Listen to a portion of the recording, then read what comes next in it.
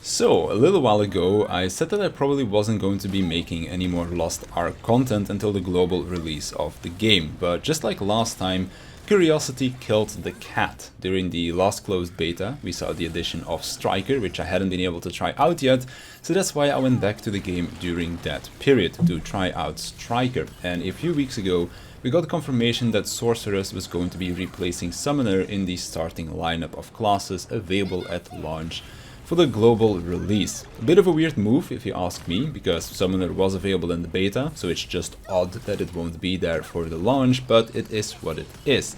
Now, Sorcerer has been a class that I've been interested in since it got announced quite some time ago. It reminds me a lot of the Black Mage from Final Fantasy XIV, because they both use spells that are fire, ice and lightning aspected. And seeing how I do enjoy my Black Mage in 14, I was quite curious to see how this mage played. So while I held off for a long time, about a week ago I caved, re-downloaded the Russian version, booted up Noping, and got started. Which, by the way, if you want to try out the game before the global release, to try out some classes to see what you want to play for the global release, then you'll need a VPN or something similar. And the channel is sponsored by Noping, so if you use the link in the description, then that does directly support me. But enough self-advertisement.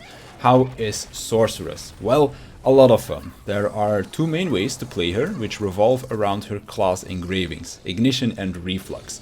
Ignition is what you're going to be seeing in the gameplay in the background. It's a more slow and immobile playstyle that is mostly focused around her identity gauge. As it fills up, you can activate Amplify Magic, which gives you a DPS buff and halves your cast times. When the gauge is completely full, however, it becomes Mana Release, giving you a greater DPS buff, again the shorter cast times, a hefty cooldown reduction on the spells that are currently on cooldown, and also bonuses to your fire and lightning spells. So for Ignition, you want to use your identity gauge on this damage buff, but that's not the only thing that we can use it for.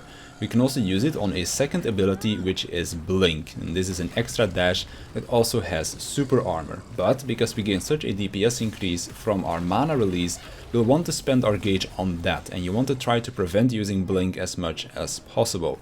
If you need it though to get out of a sticky situation, then it's still there for you when you need it. Reflux is the opposite of Ignition. When using this engraving, it locks your Amplify Magic ability, and thus we can only spend our identity gauge on Blink, making us very mobile, as we're not losing out on our big damage buff anymore, as it's simply just not available to us. But to make up for this, Reflux does grant us a passive damage increase, while also giving us a passive cooldown reduction. So it's a choice between a very burst-oriented, less mobile build, and a more mobile, constant damage output build. For me personally, I was a bit scared of the longer cast times that come with the Ignition build, as a lot of fights in Lost Ark require you to be quick on your feet, but after giving it a try, I just can't go back. The feeling that you get when activating Mana Release and you're just unloading all of your spells in quick succession is something that you just don't get with Reflux. So while both are a viable way to play Sorceress, I'll be speccing into Ignition once I start unlocking my engravings on the global server. It's a very fun playstyle. If the slow playstyle, which focuses around burst windows, isn't for you though, then you can just go Reflux and enjoy a more mobile mage experience, and you can also spec your spells so that they don't have cast times if that is what you prefer. So Sorceress offers something for everyone.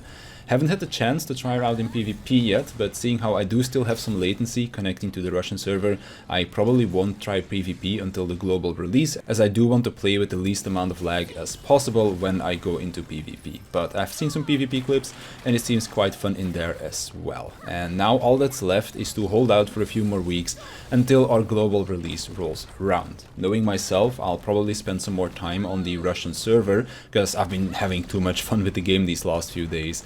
And I can't wait to finally play on an account where I will also get to keep all of my progression and invest the time that I've been wanting to invest for such a long time. Because it's been a long road, but we're almost there. For now though, that's gonna do it for this video, so I wanna thank you for watching, I wanna thank my patrons for their support, and I'll see you in the next one.